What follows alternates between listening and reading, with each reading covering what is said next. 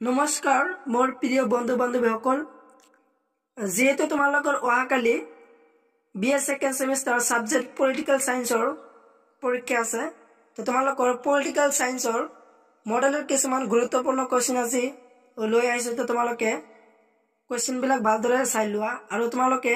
মডেলটো বাই কৰি লোৱা আৰু কোৱেশ্চন বিলাক মাৰ্ক কৰি লোৱা তো তোমালোকৰ সকলো ইউনিটৰ আজি 10 মাৰ্কৰ কোৱেশ্চন আনসাৰ দেখুৱাম তো তোমালোকে ভিডিওটো সম্পূৰ্ণ কিনে ভালদৰে চাই থকা ঠিক আছে তোমালোকৰ মডেল তো মডেল পেজ নাম্বাৰ কিমান দিয়া আছে কোৱেশ্চনটো তোমালোকে দিয়া আছে তো তোমালোকে চাই থকা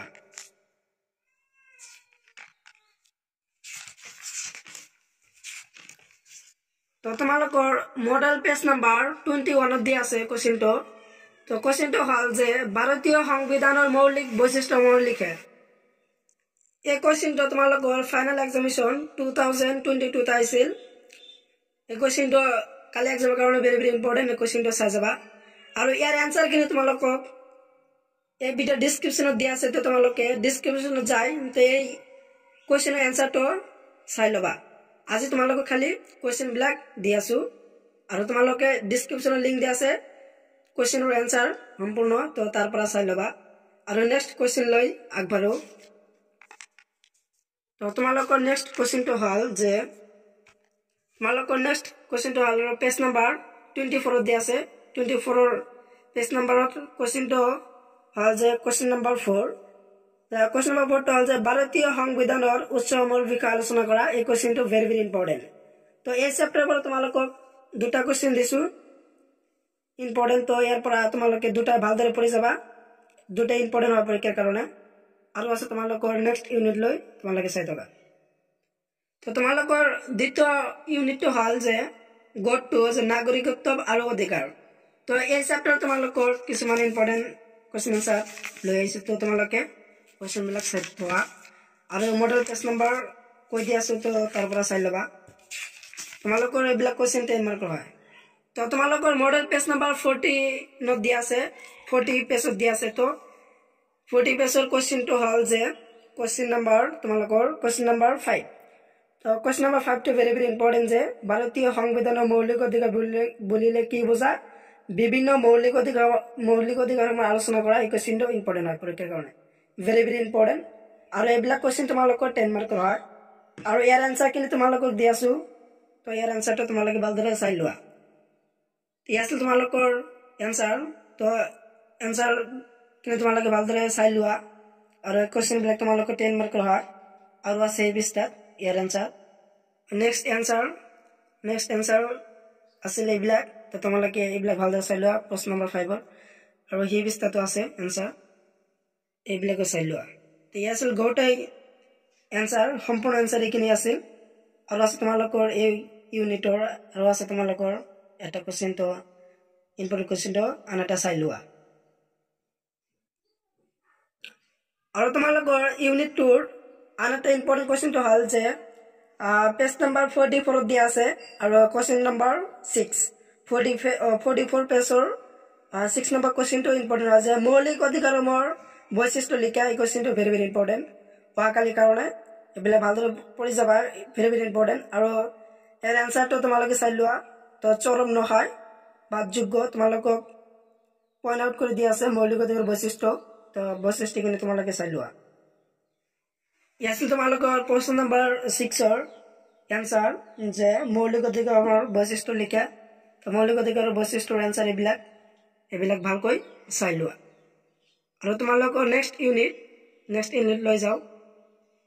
ইউনিট 3 ৰ তোমালোকে ইউনিট 3 ৰ আনটা কোৱেশ্চন চাই লবা আৰু পেজ নম্বৰ 68 দিয়া আছে তো 68 পেজ নম্বৰৰ তোমালোকৰ কোৱেশ্চন নম্বৰ 1 যে দীঘলীয়া প্ৰশ্নোত্তৰ ৰচনাত্মক প্ৰশ্নোত্তৰ যে ভাৰতবৰ্ষৰ ৰাষ্ট্ৰপতিৰ ক্ষমতা আৰু কাৰ্যবলীৰ বিষয়ে লিখা এই কোৱেশ্চনটো ভালদৰে চাই যাবা এই কোৱেশ্চনটো ইম্পৰ্টেন্ট হয় ভাৰতবৰ্ষৰ ৰাষ্ট্ৰপতিৰ ক্ষমতা আৰু কাৰ্যবলীৰ বিষয়ে লিখা তো ইয়াৰ আনসাৰ তোমালোকৰ ভিডিও ডেসক্ৰিপচনত দিয়া আছে লিংক তো তাৰ পৰা চাই লবা আৰু আছে ইউনিটৰ কোৱেশ্চন তো এই ইউনিটৰ কোৱেশ্চনবিলাক ভালদৰে চাই লোৱা 3 ইউনিটৰ মডেল পেজ নম্বৰ 71 দিয়া আছে আনটা কোৱেশ্চনটো হল যে ভাৰতৰ প্ৰধানমন্ত্ৰীক কেনেকৈ নিযুক্তি দিয়া হয় তেওঁৰ ক্ষমতা আৰু কাৰ্যাৱলী সম্পৰ্কে আলোচনা কৰা এই কোৱেশ্চনটো তোমালোকৰ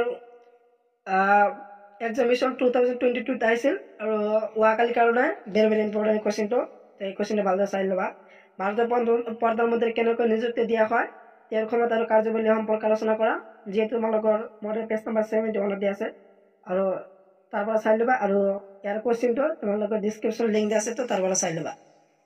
আৰু আছে তোমালোকৰ মডেল পেজ নম্বৰ 77 দিয়া আছে আনটা কোৱেশ্চন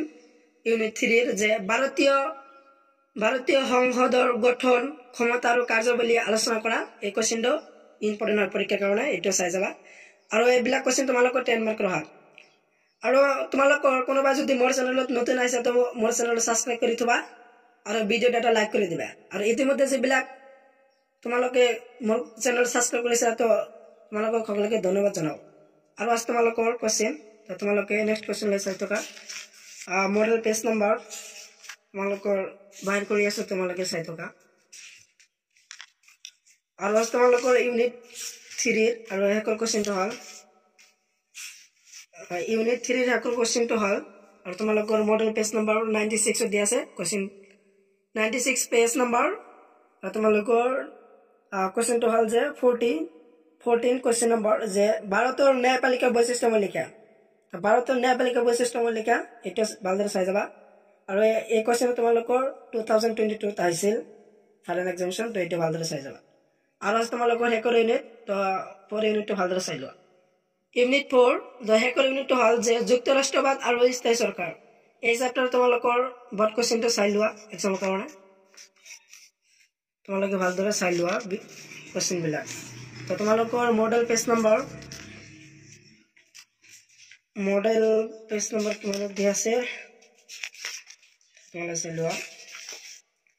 মডেল পেজ নম্বৰ 125 দিয়া আছে কোৱেশ্চনটো এই কোৱেশ্চনটো ভালদৰে চাই 125 পেজ নম্বৰ কোৱেশ্চন নম্বৰ 1 যে ভাৰতীয় সংবিধানত অন্তৰ্ভুক্ত যুক্তৰাষ্ট্ৰীয় বৈশিষ্ট্যসমূহ ব্যাখ্যা কৰা এইটো ইম্পৰ্টেণ্ট হয় আৰু ইয়াৰ আনসাৰটো তোমালোকক ডেসক্ৰিপচনত লিংক দিয়া আছে তো তাৰ পৰা চাই ল'বা আৰু ইউনিটটো আৰু আছে তোমালোকে গোটেইবিলাক চাই লোৱা কোৱেশ্চন আৰু তোমালোকৰ মডেল পেজ নম্বৰ 132 দিয়া আছে আন এটা কোৱেশ্চন তো 132 পেজ নম্বৰ দিয়া আছে কোৱেশ্চনটো যে কোৱেশ্চন নম্বৰ 5 ভাৰতৰ কেন্দ্ৰীয় আৰু ৰাজ্য চৰকাৰৰ মাজত সম্পৰ্ক বিঘ্নিত হ'ব পৰা কাৰণসমূহ আলোচনা কৰা এই কোৱেশ্চনটো ইম্পৰ্টেণ্ট হয় তো এই কোৱেশ্চনটো ওয়াকালি এক্সামৰ কাৰণে চাই যাবা আৰু ইয়াৰ আনসাৰ বিলাক তোমালোকৰ লিংক দিয়া আছে ডেসক্ৰিপচনত তো ইয়াৰ পৰা চাই ল'বা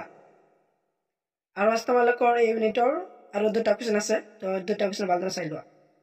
মডেল পেজ নম্বৰ 114 দিয়া আছে তো 14 পেজ নম্বৰ 140 তো ইয়াৰ পৰা চাই ল'বা যে কোৱেশ্চন নম্বৰ 9 যে নীতি আয়োগৰ বিষয়ে আলোচনা কৰা এই কোৱেশ্চনটো ভেৰি ইম্পৰ্টেণ্ট ওয়াকালি এক্সামৰ কাৰণে নীতি আয়োগৰ বিষয়ে আলোচনা কৰা এই কোৱেশ্চনটো ভালদৰে চাই যাবা আৰু এইবিলাক কোৱেশ্চন তোমালোকৰ 10 মাৰ্কৰ হয় আৰু আছে তোমালোকৰ এই ইউনিটৰ হেকৰ কোৱেশ্চন তো হেকৰ কোৱেশ্চনটো তোমালোকে ভালদৰে চাই লোৱা এই ইউনিটৰ তোমালোকৰ মডেল পেজ নম্বৰ কিমানতে আছে তো মডেল পেজ নম্বৰ তোমালোক 152 দিয়া আছে তো 152 পেজ নম্বৰ আৰু কোৱেশ্চন নম্বৰ হ'ল তোমালোকৰ 17 তো 17 কোৱেশ্চনটো ভেৰি ইম্পৰ্টেণ্ট ওয়াকালি এক্সামৰ কাৰণে আছে গাঁও পঞ্চায়তৰ গঠন ক্ষমতা আৰু কাৰ্যাৱলীৰ বিষয়ে